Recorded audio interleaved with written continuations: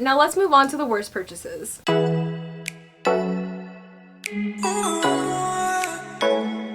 Number one, and absolutely number one, were my student loans, both federal and private. They were the worst possible decision I could have made. And the worst purchase, because the purchase came with interest that accrued. And it was a bad purchase because I could have gone literally anywhere else to school and not have spent that much money. But here I am, 4 years later, still paying off my debt. Speaking of which, another worst purchase was having a meal plan while in college. Obviously, it made sense when I was living in the dorms, and like the college that I went to, like you kind of had to live in the dorms. But man, meal plans are expensive. They save you a lot of time though, so I do see like the positive part about it, but they're expensive. And I know when I was an upperclassman, I did live in like an apartment that had a kitchenette basically, and I would cook my own food finally, but I still clung on to this other meal plan that was a little bit less than the other ones I had in previous years, because you know, sometimes I just didn't have time to cook, and that just made life easier for me. But I think that if I had been a little bit more proactive about maybe meal prepping, you know what, I don't even know. I felt like I had no time in college for some reason, but I think I could have just been better at managing it.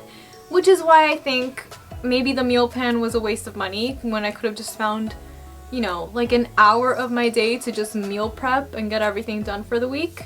But alas, that was not the case. My next worst purchase is my leased car. So I do like my car, I still have it. I ended up buying it out of my lease, but just getting a lease was a bad idea. I think I probably would have been better off if I had just financed it from the beginning. I don't really know what the math would have been on that, to be honest. Like, I don't remember many of the terms that were associated with my car lease, but I just have a feeling it would have been cheaper if I had just financed it. But you know what? What's done is done, and now I have my car that is actually maintaining its value right now, which is a plus. The next few things are minor, but they add up. So I would say the next worst thing is spending money on alcohol. And I don't mean like celebrating, you know, special occasion, like okay, have your little drink, but like buying expensive drinks at a bar is such a waste of money. Like, and I know that I probably did this a few times in college with friends. Like, you're just having fun going out and then you just buy drinks. I don't know. I'm sure that I wasted money doing that, and you know, at this point now, I only really drink when it's free. Like, that's just my policy. If it's free, like, cool.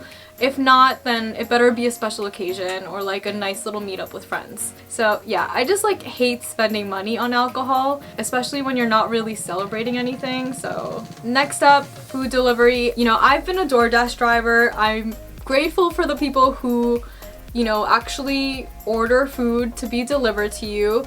But I guarantee you there is such a high markup on the cost of food whenever you do that. So I have stopped doing that at this point.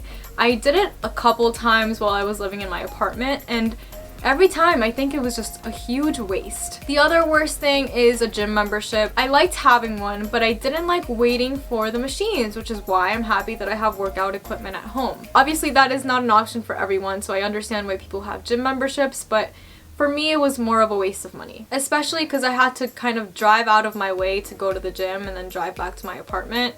It was just annoying. The next thing would be having an expensive cell phone service for way too long. So I had AT&T.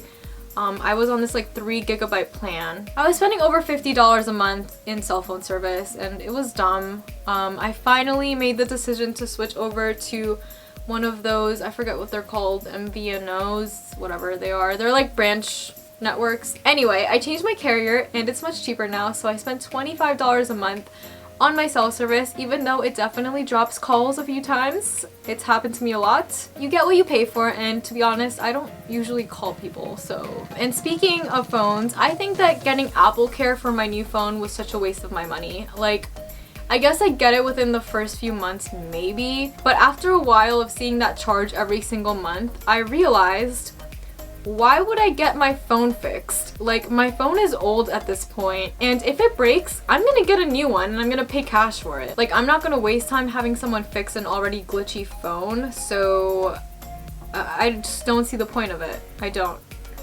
So I'm happy that I dropped that. Next up is online shopping. So as you guys saw recently, I posted my Project 333 video, which is another like minimalist wardrobe challenge, and I've done like the minimalism game. I tried the KonMari method again, and those are all like decluttering type videos, and I have gotten rid of a lot of my clothes, and I've also kind of restructured my thinking in what it means to buy new clothes and like what I actually wear versus what I have versus what I want.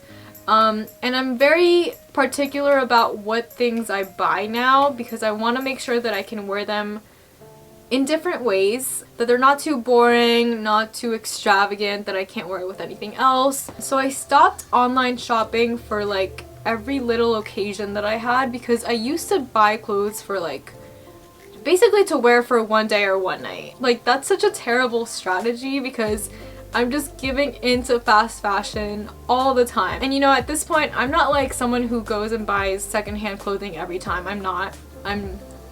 I'm being honest, like I buy new clothes usually, but when I buy new clothes, I want to make sure that I wear them and I wear them for a long time. So other than workout clothing, I just stopped online shopping for things. And yeah, I think it's worked out well for me because I'm saving a lot of money. Last but not least is Uber. But Uber for like useless trips. One time my friend and I Ubered from this one off-campus house to our dorm, which was basically like maybe 3 blocks away. Like we could have walked, but we chose not to. We chose to Uber. I guess at the time it seemed like a really good idea, but like I think the total was like maybe $14 for like a 3-block ride. It was the pettiest thing. So now before I ever Uber anything, when my app works, because my app stopped working, I don't know why, I just want to make sure that it's worth it, you know, that I can't just walk a few minutes safely to get to my destination. So yeah. Alright you guys, that was my list of best and worst purchases of my early 20s, and many of these things are obviously things that I was just spending on that now, knowing what I know, I feel very differently about. But you know, I was young and carefree, so I can't be too hard on myself. Thank you guys so much for watching, and please leave in the comments below some of the worst purchases you made in your early 20s. Thanks.